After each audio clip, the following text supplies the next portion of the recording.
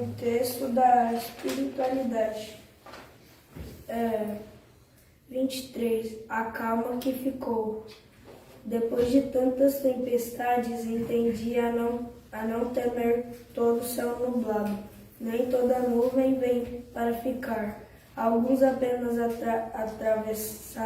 atravessam o caminho, fazem barulhos, molham a terra e vão embora. Hoje, quando a vida fica silenciosa, eu já não procuro um motivo para temer, apenas respiro, porque descobri que existe uma calma que só nasce depois que a gente sobrevive ao próprio temporal.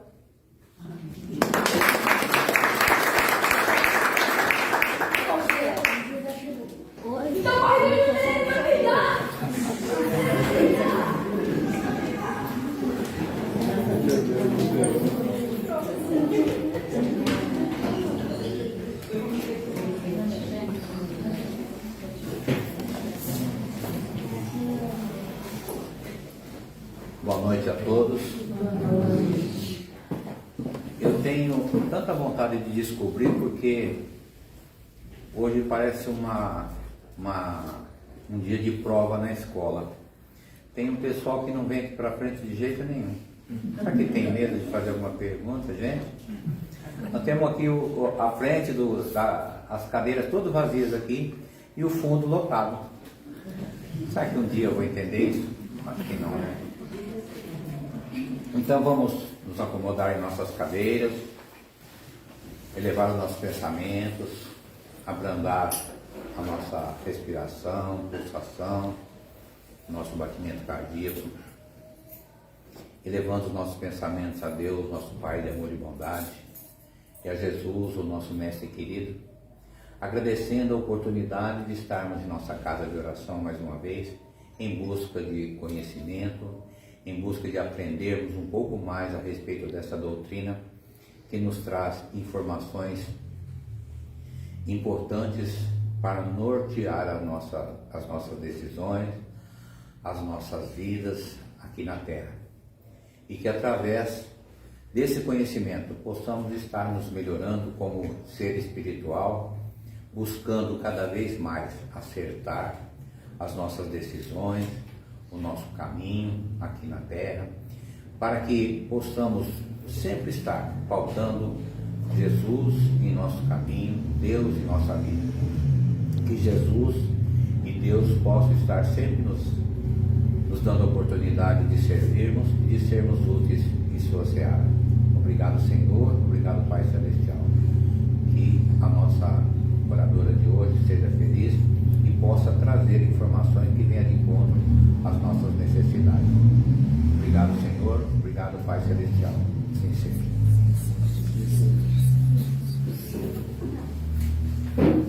Muito carinho, a gente recebe hoje a Renata, que vem lá de São José do Rio Preto.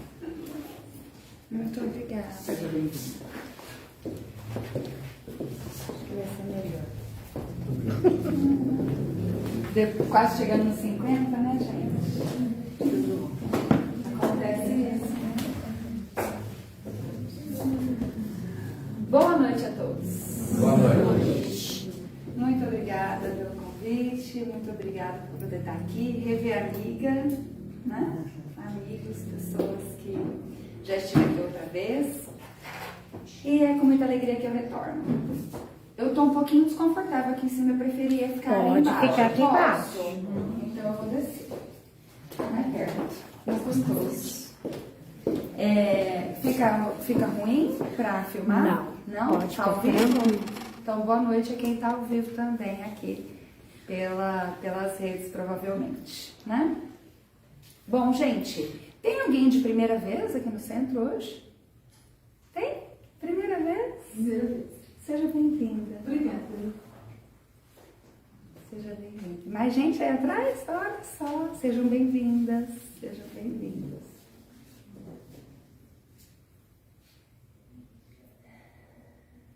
Pergunto porque hoje eu vou falar sobre um assunto que é muito comum dentro da doutrina. E para quem nunca esteve dentro da doutrina, pode estar ouvindo pela primeira vez. Ainda assim, eu vou então falar de uma maneira bem clara para que possa auxiliar na compreensão, ok? E o tema que eu trouxe para a gente bater um papo hoje é o tema da reforma íntima. E a reforma íntima dentro da doutrina, para quem então não sabe, né? É a transformação que a gente se propôs a fazer antes de virmos para cá. Então vamos lá, a maioria aqui já sabe, para quem está por primeira vez, o que nós temos o benefício de conhecer dentro da doutrina espírita, que nós somos seres espirituais e estamos aqui de passagem pela matéria. Passagem essa que acontece neste momento aqui no planeta Terra, mas não é só o planeta Terra que essa passagem pode acontecer, né? Como o próprio Jesus dizia, há várias moradas na casa de meu Pai. Então não temos só o planeta Terra que seja uma escola para que a gente possa encarnar e seguir o nosso crescimento. Mas neste momento então estamos aqui no planeta Terra, fazendo essa passagem, planeta esse que é uma escola, que também é um hospital, né? Planeta esse, então, o qual nós estamos aqui para uma evolução, ok? Então, por que a reforma íntima é essa transformação? É a transformação para que a evolução possa acontecer. Ok? Não tem evolução, gente, se não tem transformação. Eu vim pra cá, por sorte, a rodovia lá perto de Rio Preto não estava congestionada, porque os congestionamentos têm ficado em alguns dias gigantescos.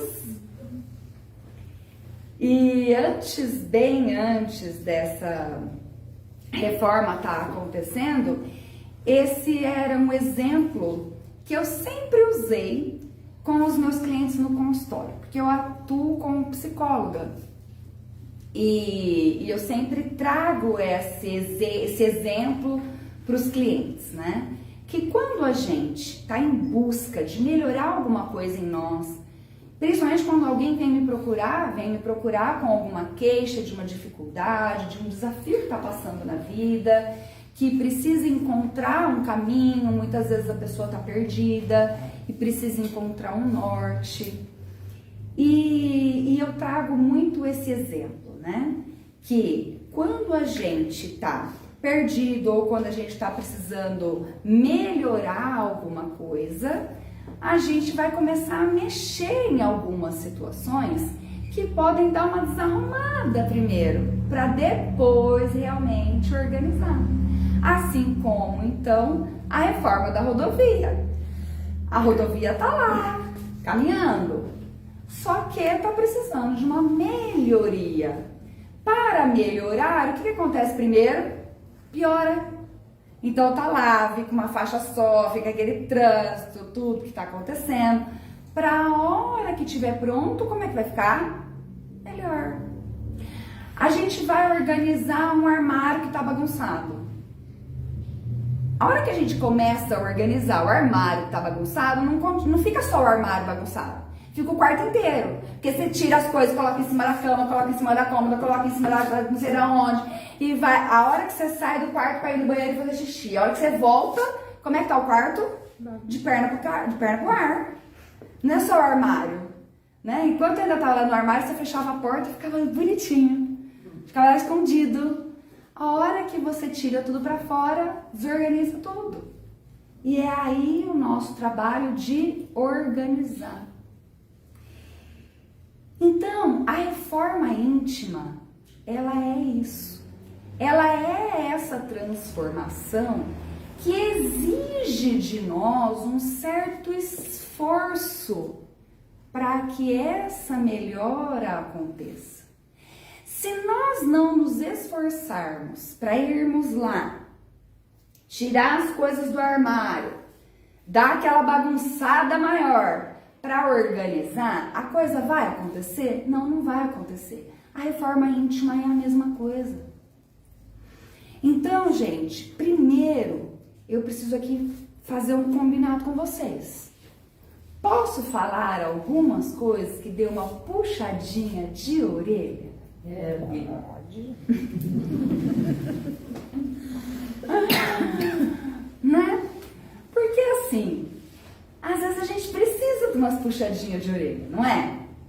Porque olha só, dentro então desse cenário da reforma íntima, que nós somos seres espirituais, a gente vem pra cá para que uma transformação aconteça na gente, para que a gente possa evoluir e seguir a nossa caminhada evolutiva.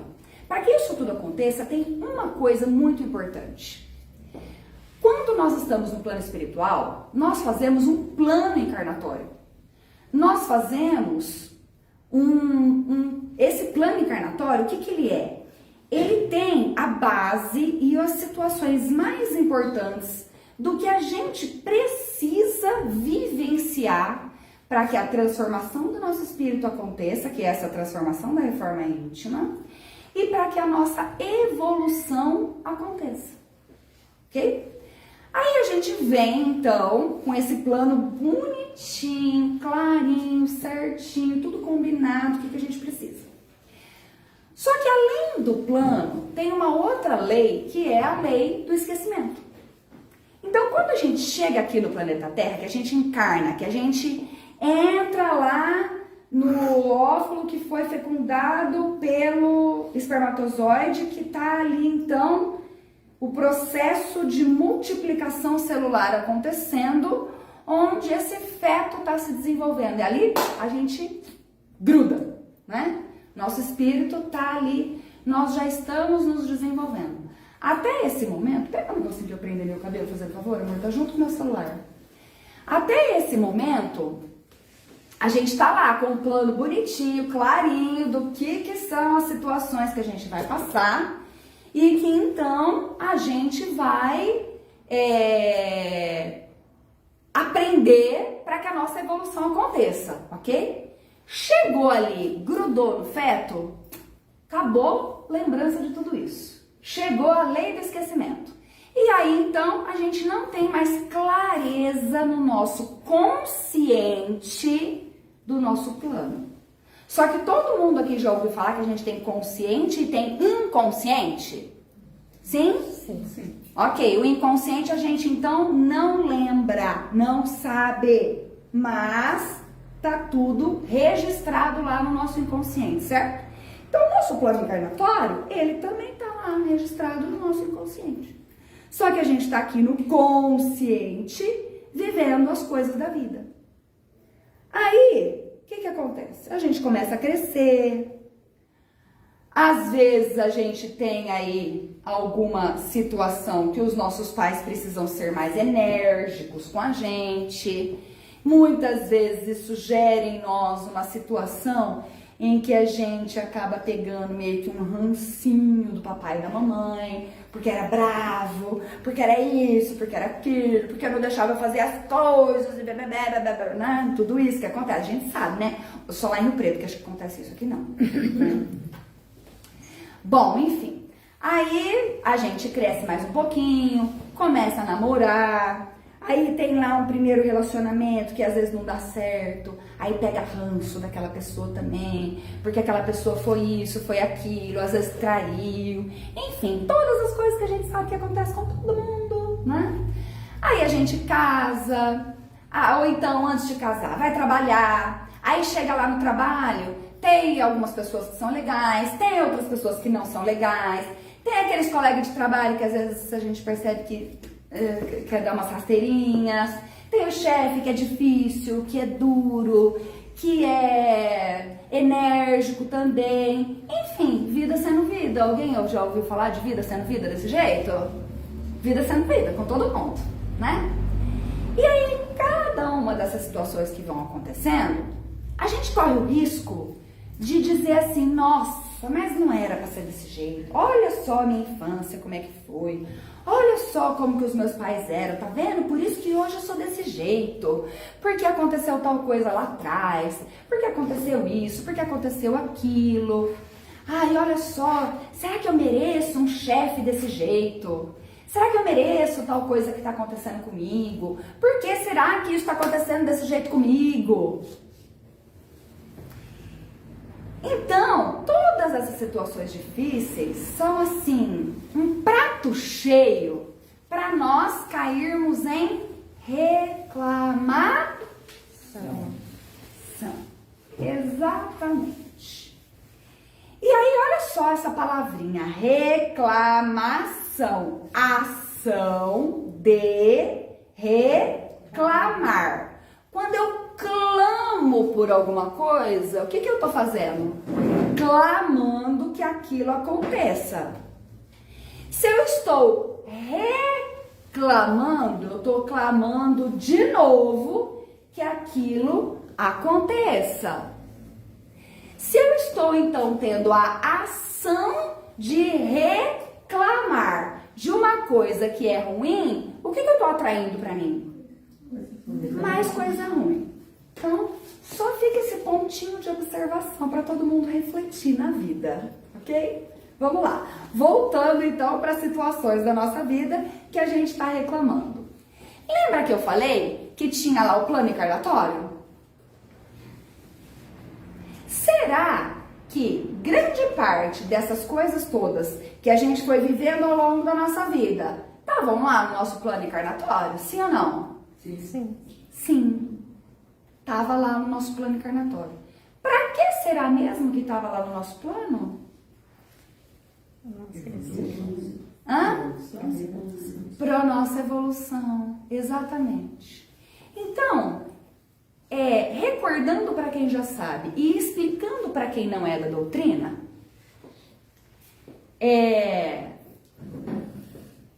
além desta passagem que estamos aqui, nós voltamos outras vezes, ok? Se nós voltamos outras vezes, significa que o nosso espírito eterno vem pra cá uma vez, volta, vem pra cá outra vez, volta, vem pra cá outra vez, volta, vem pra cá outra vez, volta. Todas essas vindas pra cá, nós vivemos vidas em que acertamos algumas coisas e nos equivocamos em outras. Essas outras que nós nos equivocamos, nós precisamos reparar, ok? Então, quando a gente volta e a gente faz esse plano que eu tô falando, nós colocamos situações nesse plano, ok? Que são situações que a gente vai viver com outros espíritos que a gente também se encontrou em outras vidas e que nós tivemos algumas ações equivocadas, e aí a gente vai voltar com aquela mesma pessoa em outro corpo para reparar aquilo que foi equivocado na anterior. Ficou claro? Vou dar um exemplo. Quem quiser ver esse exemplo, está no livro Missionários da Luz, psicografado por Chico Xavier, espírito André Luiz, ok? Vamos lá. Neste livro, André Luiz conta de uma encarnação que ele, enquanto André Luiz, lá no plano espiritual, pôde acompanhar a preparação de um espírito para voltar ao plano físico, ok? Então, ele acompanhou o plano e acompanhou o momento em que esse espírito estava prestes a se conectar com o feto que ia ser o corpo dele na barriga da mãe, ok? Esse espírito era o espírito do Segismundo, tá? O Segismundo, então, estava se preparando para vir filho da Raquel e do Adelino, ok? A Raquel e o Adelino já tinham um menino e o Segismundo estava vindo como segundo filho deste casal. Durante a preparação do espírito e do casal para receber o espírito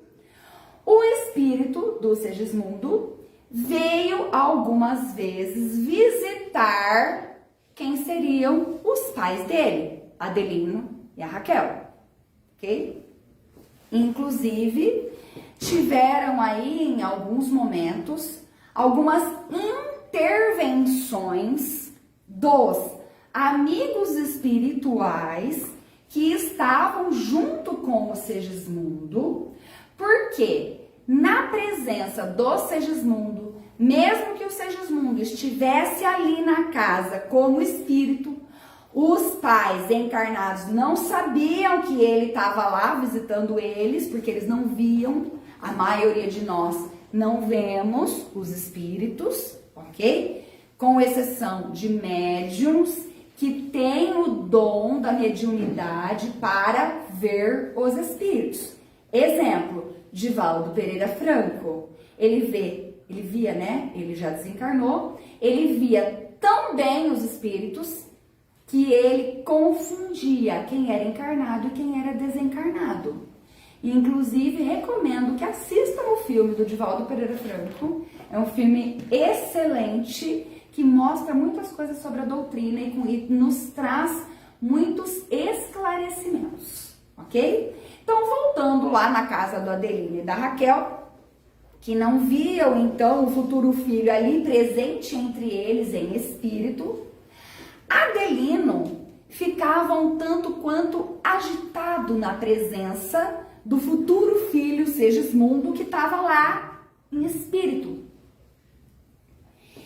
Em uma dessas ocasiões, os espíritos amigos mais evoluídos que estavam junto nessa coletiva aí, eles estavam todos juntos lá para o Segismundo visitar os pais, um desses espíritos, ele inclusive precisou intervir junto ao filho, que já estava lá com eles, o menininho, para ajudar a acalmar o pai, porque o pai estava agitado na presença do futuro filho.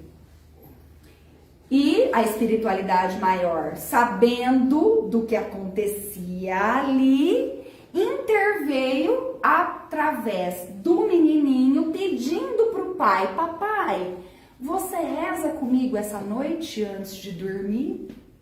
Para trazer o pai de volta da agitação e lembrar-se de orar, porque quando nós oramos, nós nos conectamos com a espiritualidade amiga e com o pai e podemos então ter a oportunidade de acalmar o nosso coração. Por que o espírito, que o Adelino, né, ficava tão agitado na presença do futuro filho, então, que seria o Segismundo, que estava ali em espírito visitando os pais? Porque na encarnação anterior, o Segismundo tinha tirado a vida do Adelino. Ok? Ele tinha matado o Adelino. Em regresso ao plano espiritual, ambos fazem então um plano encarnatório para restaurar a harmonia entre esses dois espíritos. E qual foi o plano para restaurar essa harmonia? Segismundo, que foi quem matou Adelino, viria na próxima vida como filho de quem ele tirou a vida. Então, o assassino volta como filho de quem ele tirou a vida. E esse laço materno e paterno é o laço mais forte que nós temos quando nós estamos aqui. E é o laço capaz de conseguir harmonizar essa desestrutura causada em uma vida anterior. Então, nesse plano, ele vem filho de quem ele assassinou, para que eles pudessem restaurar essa harmonia e acertar, então, as contas que ficaram da vida anterior. Esse é o plano. E o plano que foi realizado. Adelino, aliás, Segismundo, reencarna. E André Luiz acompanha essa trajetória e traz esse esclarecimento no livro Missionários da Luz, como eu disse para vocês. E aí, olha só. Vamos fazer aqui um toró de palpite. Vocês já ouviram falar de toró de palpite? Hã? Nunca ouviram falar de toró de palpite? Forfé de ideia. Também nunca ouviram falar de forfé de ideia? Não? Tempestade de ideia? Vamos trazer aqui algumas ideias do que possa ter acontecido nessa encarnação. Vamos pensar aqui com a nossa cabecinha, ter algumas ideias aí férteis do que pode ter acontecido. Olha só, vamos então aqui imaginar, né? O que pode ter acontecido nesse plano dos dois? Se quando Segismundo vinha visitar o futuro pai já ficava agitado, que a espiritualidade precisou intervir, certo? Para o menininho pedir para o pai rezar com ele, porque o pai estava agitado, então o pai precisava se acalmar.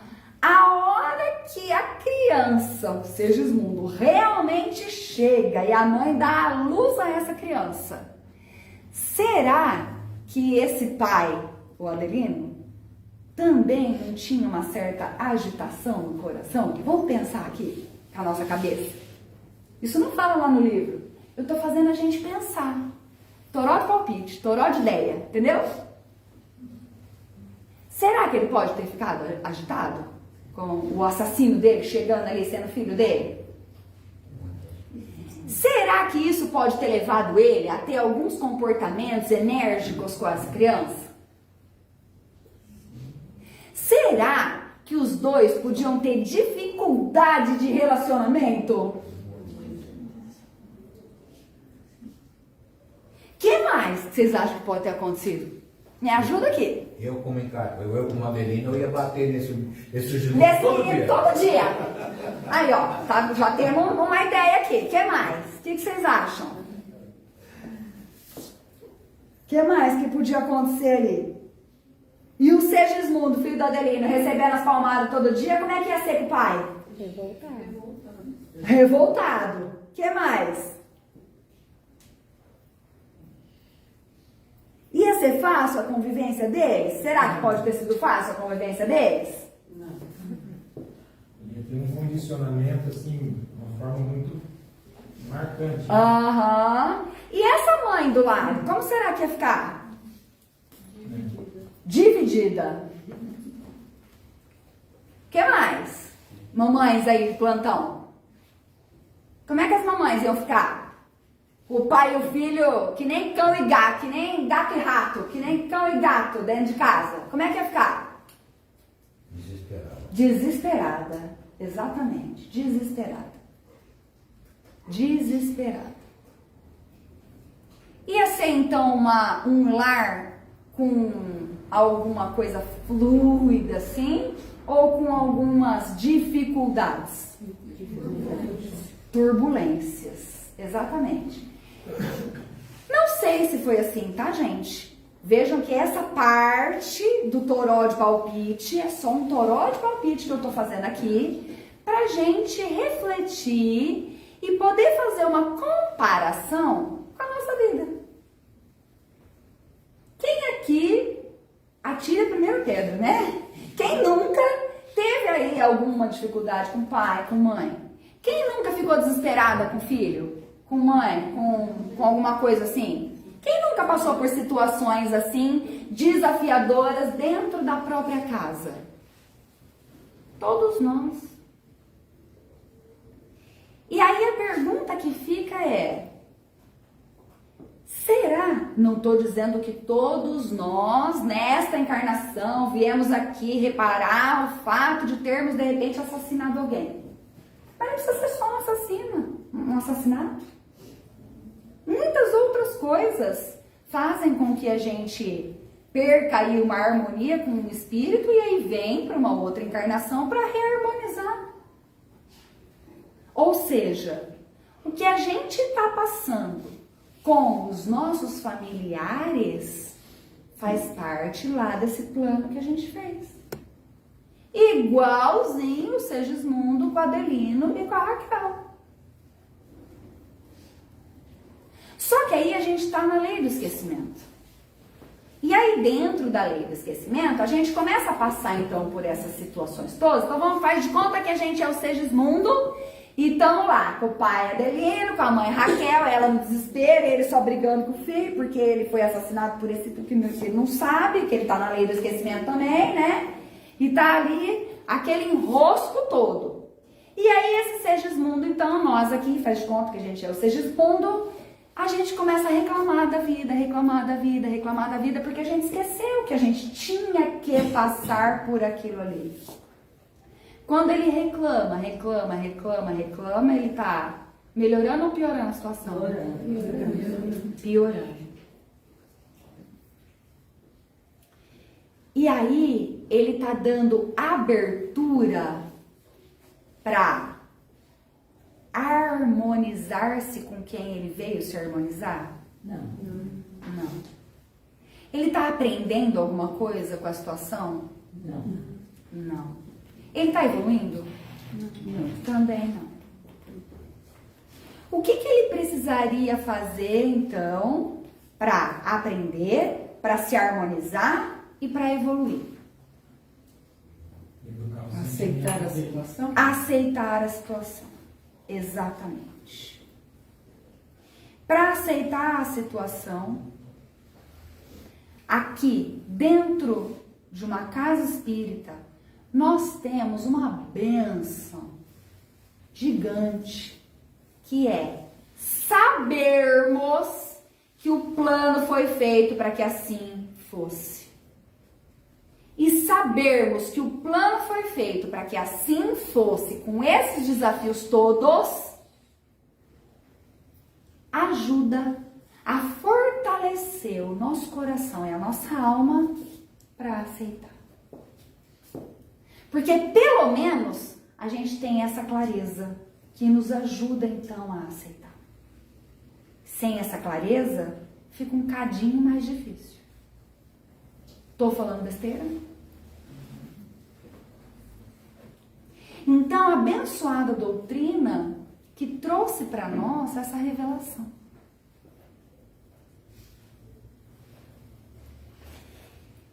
E aí, com base nessa revelação, a gente pode olhar também para os ensinamentos de Jesus,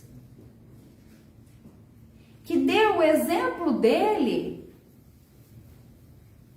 para nos ensinar muitas coisas. E recentemente, fazendo essa palestra num centro lá em Rio Preto, eu tive... Quem aqui é da época de orelhão na rua?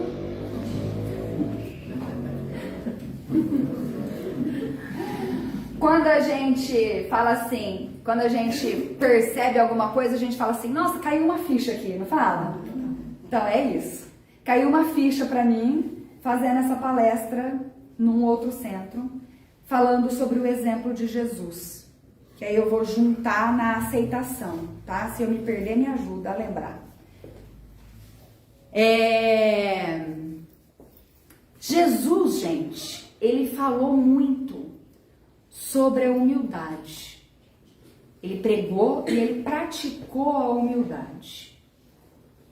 E a humildade mais clara para nós, dentro dos exemplos de Jesus, inclusive com um momento extremamente prático, em que ele lava os pés dos discípulos, ele está demonstrando ali um grande feito, né, de humildade, para demonstrar sobre a humildade para a gente. Então isso é inegável e todos nós já temos essa clareza. Qual foi a ficha do orelhão que caiu aqui no meu orelhão, né? Quando eu falei sobre isso?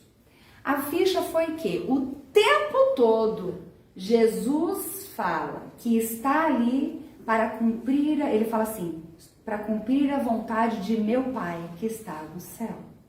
Essa é a vontade de meu Pai que está no céu. O tempo todo, Jesus se refere a estar fazendo o que o Pai Celestial ordenou que assim fosse. Então, tudo ele sabia o que ia acontecer. Tanto que ele já começa a se despedir dos discípulos, a deixar os discípulos cientes do que ia acontecer, que em breve ele não estaria mais ali. Ele sabia a forma como seria que ele não estaria mais entre nós fisicamente, certo? Então, o tempo todo ele diz que era a vontade do Pai. Olha só. Quando ele tem esse comportamento de estar realizando a vontade do Pai,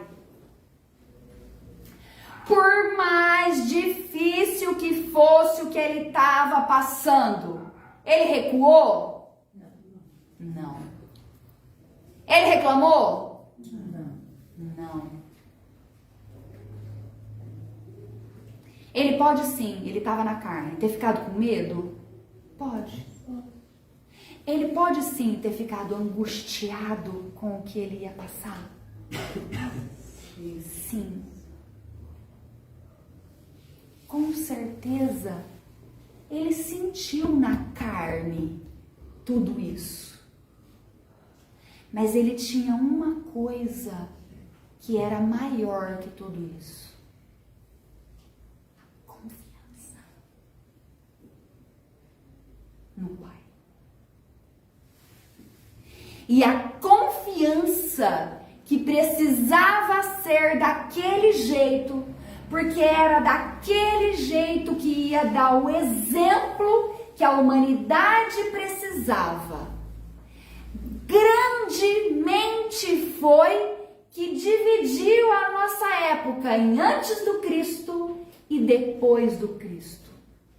Não fosse tão grande a empreitada dele, não teria sido divisora de águas do nosso tempo.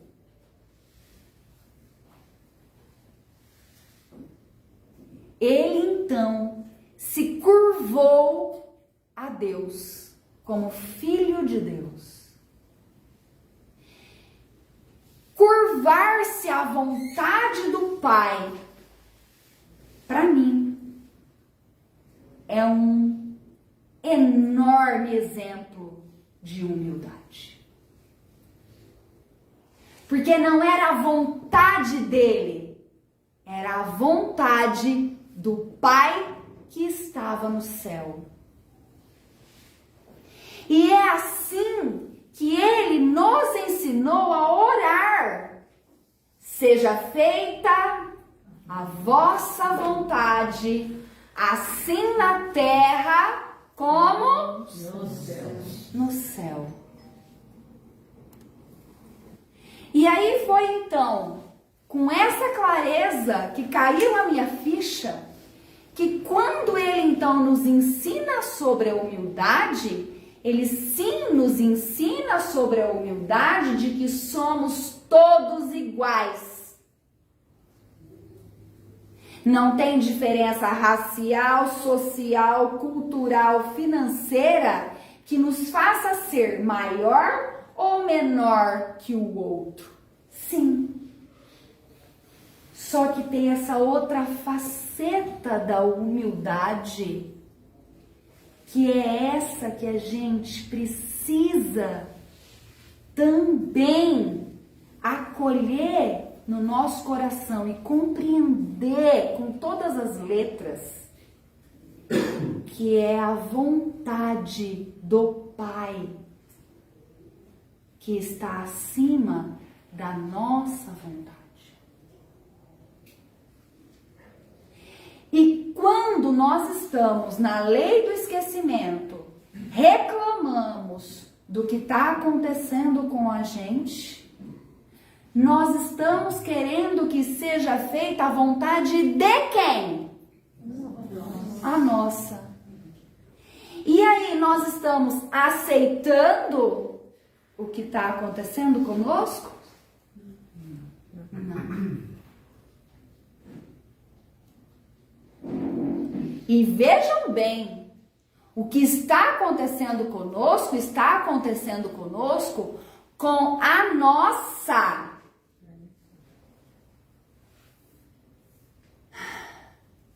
aceitação também antes de virmos para cá, porque colocamos no nosso plano encarnatório. Então nós sabíamos que ia ser assim.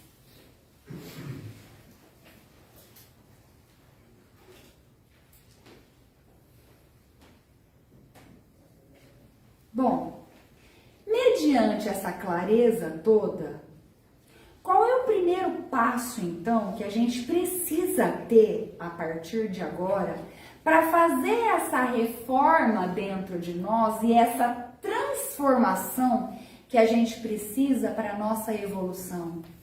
Diante das situações desafiadoras que acontecem com a gente, qual é a primeira coisa, então, que a gente precisa lembrar e vibrar no nosso coração? Aceitação. Seja feita a vossa vontade, Pai,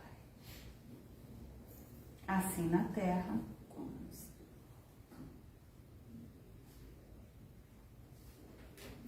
E aí, quando a gente então consegue dizer, está bem, se isso está acontecendo é porque está no meu plano, e eu vou então começar a aceitar, para nos ajudar nessa etapa, a gente pode olhar para a dificuldade e dizer assim, o que será que eu preciso aprender com isso?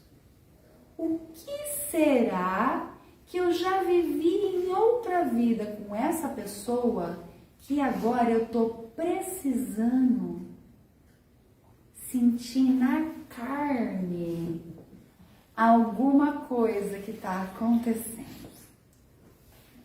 A gente torce a boca mesmo.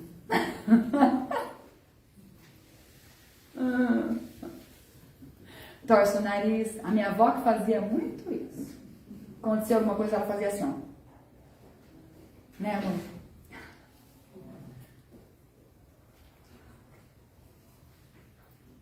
Tudo bem, gente. Estamos aqui como humanos. Dói e a gente torce a boca, torce o nariz, fecha o olho. Não quero. Tudo bem a gente ter essa primeira reação. Eu não falei para vocês agora há pouco que Jesus mesmo ficou com medo? Deve ter ficado angustiado? Deve ter ficado com medo? Nós não estamos ainda na envergadura espiritual que ele. Como que a gente vai também se exigir, não sentir nada? Ai, não, tá tudo bem. Não tá tudo bem. Eu tô com medo, eu tô triste, eu tô angustiada, eu tô preocupada com isso tudo que tá acontecendo. Então, o primeiro passo, gente, acaba sendo a gente aceitar que a gente tá mal com aquilo. Tá? Porque quando a gente aceita, e aí isso é uma clareza da neurociência, tá? Quando a gente reconhece a emoção que tá dentro da gente, só o fato de nós reconhecermos que sim, nós estamos tristes, ou que sim, nós estamos com medo, ou que sim, nós estamos com tensão por conta daquilo tá sendo difícil, ou que sim, que a gente tá angustiado, enfim, o que é de ruim que a gente está sentindo, Quando a gente reconhece que a gente está assim, o fato de reconhecer muda uma vibração dentro da gente que traz uma harmonia para o nosso sistema nervoso, tá? Porque tudo isso acontece através do nosso sistema nervoso, ok? Então, o que a neurociência já está trazendo pra gente? Que quando a gente, então, reconhece que a gente está sentindo alguma coisa assim, alguma coisa dentro de nós meio que se alivia. O sistema nervoso, a gente ajuda com isso, o nosso sistema nervoso, a entrar em harmonia. O fato de reconhecer que a gente realmente está triste, que a gente está com raiva, que a gente está preocupado, que a gente está com medo. Então a gente reconhece. E aí a partir desse reconhecimento que a gente dá essa aliviada, nossa, eu tô com medo. Aí a gente pode ir pro restante da aceitação. Bom, mas se isso então está acontecendo, é porque alguma coisa aconteceu que eu me planejei para passar por isso. Então, qual será o aprendizado que eu preciso passar aqui nessa situação? Porque, gente, nada acontece sem propósito. O nosso plano foi feito direitinho, com o propósito do que a gente precisa. Não tem nada errado. Eu, inclusive, brinco em muitas palestras, eu falo assim, ó, se o correio entregou na tua casa aquele pacote com o teu nome, com o teu endereço, é porque o pacote é teu. Pega ele, faz o que você precisa fazer com ele. Não deixa ele escondido debaixo da cama. E as nossas escolhas? Quais escolhas? Nós temos livre-arbítrio. Temos livre-arbítrio, De repente sim. você escolhe determinada coisa que não deveria. Então, E você sabe que aquilo lá talvez não... Então, mas o que eu tô dizendo é que a escolha já foi feita lá no plano espiritual, né? Aquela dificuldade que você está passando foi escolhida lá no plano espiritual. A gente tem sim o livre-arbítrio aqui de ou concordar e passar por essa dificuldade, aprender o que a gente precisa aprender e evoluir, ou não passar. Aí a gente volta para ter que passar. Capite? A escolha foi feita lá. A maior, melhor e mais acertada escolha é lá, não é aqui. Ficou claro?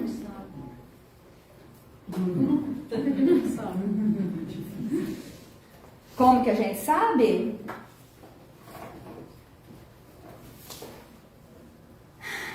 Digamos assim, que a gente não precisa saber. Que a gente simplesmente precisa concordar que aquilo está acontecendo por algum motivo. Foi feito um plano. É que a gente não quer, porque dói. E aí lembra que eu falei para vocês que eu pedi permissão para vocês para puxar umas orelhinhas? É essa a puxada de orelha. A puxada de orelha é que nós ficamos achando que nós somos vítimas e que não precisaríamos passar por aquela situação difícil que a gente está passando. A gente não quer passar. Coitadinho de mim, isso é muito difícil. Como que eu vou passar por isso? Mas eu tenho livre-arbítrio. Ai, será que eu tenho mesmo que passar por isso? Será que no meu livre-arbítrio eu não posso passar de um outro jeito? Pode. A hora que você desencarnar, você vai ver lá o teu relatório, o que foi realizado, o que não foi realizado. Esse aí foi, você usou teu livre-arbítrio aqui, ok. Então agora a gente repete esse item aqui no próximo plano, na tua próxima encarnação. Conscientemente, mas também inconscientemente você sabe. Exatamente. Daí você escolhe. Exatamente. O mais fácil às vezes. Exatamente. E ok, porque Deus permitiu isso pra nós. Então a gente pode fazer isso, não tem problema. Gente, Deus tem a paciência maior eterna. Porque Deus é Deus. Ele sabe que todo mundo vai voltar pra Ele. E Ele é paciente e espera a gente chegar, Ele espera a gente evoluir. Se a gente precisar vir para cá 1000 vezes, para depois estar lá, Ele vai esperar. Deus não precisa da gente, nós é que precisamos dele. Mas às vezes você fica nessa aí e o espírito que você precisa se reconciliar vai para outro plano. Exato. Não sabe que depois. Sim. E aí? Sim. Você perdeu a oportunidade, né? Não sei. Não sei. Mas, Né? Então, gente, a puxada de orelha é: enquanto a gente ficar como vítima e escolhendo o caminho mais fácil, podem ter certeza que esse caminho vai ter mais sofrimento.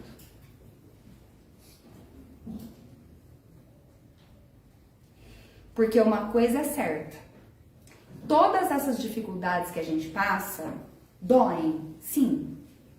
Só que se a gente segura na confiança da mão de Deus, e a gente sabe que a gente precisa passar por essa tempestade, que nem o menino leu aqui, eu achei lindo o que ele leu. Achei lindo o que ele leu, adorei. E ele falou exatamente disso, da tempestade, da nuvem escura, que passa na vida de todos nós.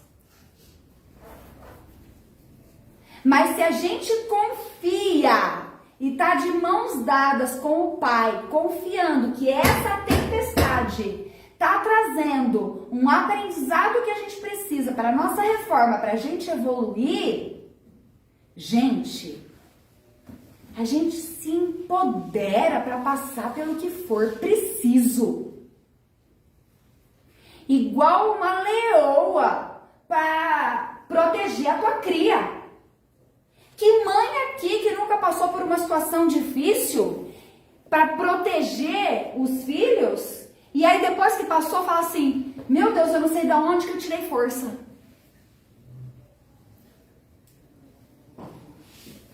Todos nós temos essa força dentro da gente. Pode ser mãe ou não, porque é a força de Deus que habita dentro da gente. Então a escolha que a gente tem é: ou a gente confia e dentro da gente, com essa força, a gente passa por essa dor, ou a gente não confia. E aí a gente reclama, passa a vida reclamando, e aí vai precisar voltar, não sei quantas vezes, para ver se consegue superar e seguir o caminho evolutivo.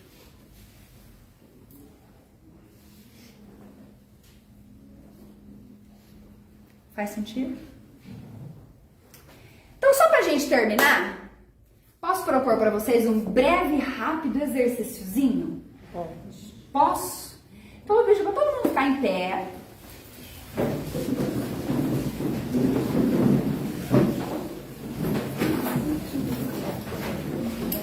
E aí a gente vai aprender um exercício para no nosso dia a dia a gente não ficar na postura de vítima e a gente segurar na mão de Deus para seguir forte, ok? Vocês querem isso? Querem? Então vamos lá. Primeiro a gente vai só lembrar como é ruim ficar na postura de vítima, tá bom? Então, o nosso corpo, ele manda mensagens para o nosso cérebro. Isso é neurociência também, ok? De acordo com a nossa postura física, o nosso cérebro recebe informações e libera químicas de acordo com essa postura e com essa emoção que a gente está gerando, tá? Então, se eu fico com os meus ombros caídos, a coluna frouxa, o joelho um pouquinho dobrado e a cabeça para baixo, pode ficar assim. Como é que a gente se sente? Cabisbaixo. Cabisbaixo, o que mais? Cansado, triste, Fracassado. impotente, fracassado. Desmotivado. Desmotivado. Tudo isso, gente, é energia, tá? Porque todas as nossas emoções são energia também, ok?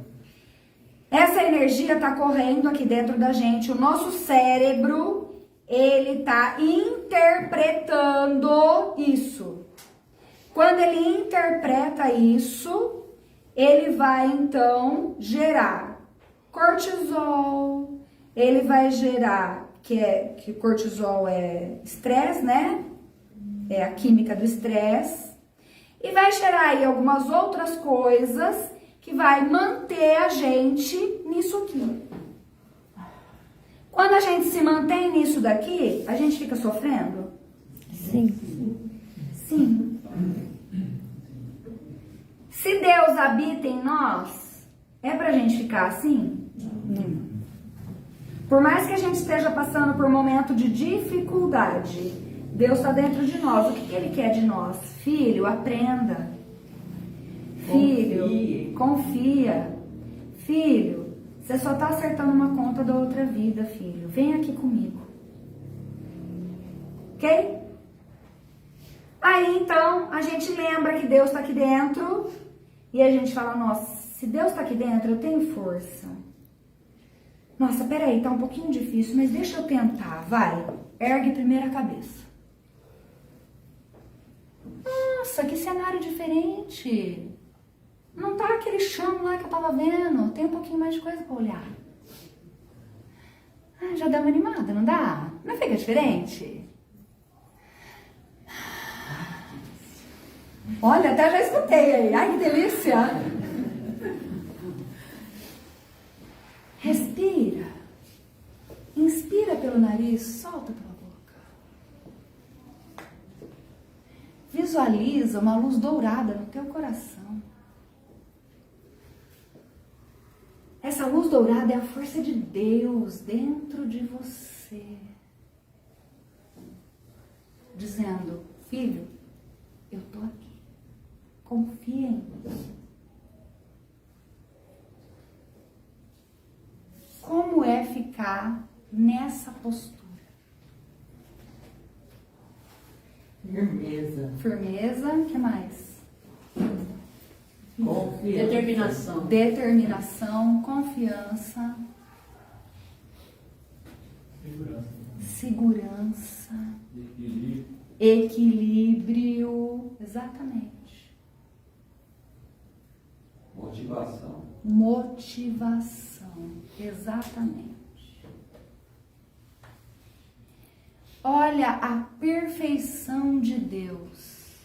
Ele sabe que nós passaríamos por dificuldades nesse plano encarnatório que a gente faz, porque a gente tem que acertar algumas contas. E olha lá se a gente não foi assassino de alguém igual o Segismundo. Mas Deus é tão misericordioso e tão perfeito que Ele fez em nós um cérebro e uma neurociência que, se a gente se coloca nessa postura altiva, com os ombros abertos, o peito aberto e o olhar para frente, isso desperta o nosso cérebro para uma química. É química, gente. Real. É neurociência falando. Que simplesmente nos motiva. Porque libera endorfina, libera hormônios que nos levam para frente. Só a mudança da nossa postura física. E aí, se junto dessa mudança, a gente tem a bênção de estar numa casa dessa doutrina maravilhosa, que traz todos esses esclarecimentos para a gente e que nos fortalece para dar a mão para Deus e seguir adiante, qual é a única escolha que fica para a gente então? Dar o passo que precisa ser dado. E é com esse passo que eu deixo cada um de vocês preparados para que possam dar esse passo. E aí eu agradeço quanto vocês me acompanharam, estiveram comigo e que pudemos juntos então fazer esse exercício para a gente sair daqui com essa vibração de confiança que Deus está conosco e que a gente dá conta de passar por tudo que a gente precisar, porque Ele não dá o fardo mais pesado que a gente possa carregar. Muito obrigada pelo carinho de vocês e um excelente retorno para as vossas casas.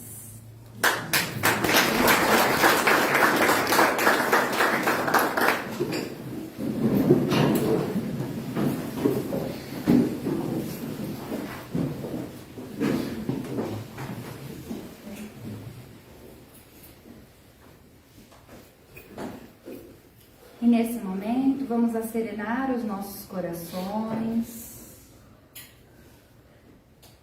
nos conectando com esse coração, com a batida do nosso coração, esse pulsar da vida que Deus soprou em nós.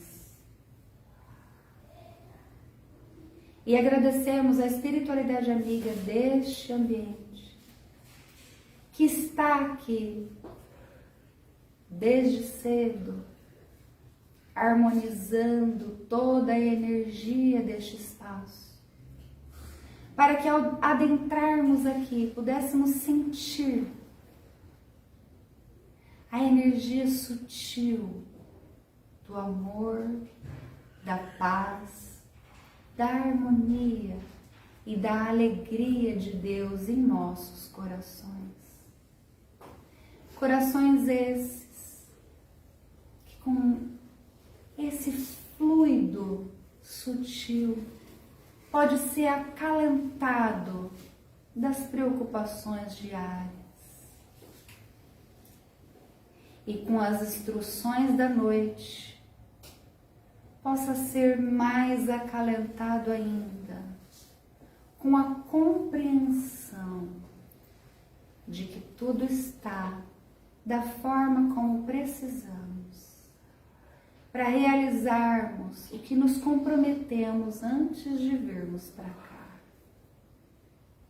Agradecemos aos nossos anjos de guarda por nos apoiarem em cada um dos passos que precisamos dar nos nossos dias. Agradecemos a Jesus, nosso mestre querido, pelo seu exemplo, por estar conosco desde sempre e para sempre, nos auxiliando e nos guiando para que a nossa evolução possa acontecer.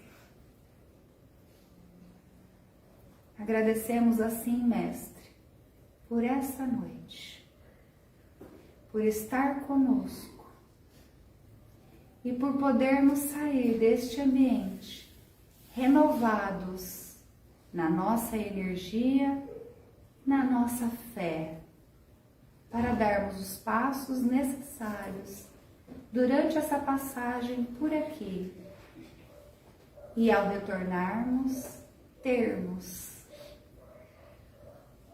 a alegria de podermos ter cumprido o que nos comprometemos. Muito obrigada e que assim seja.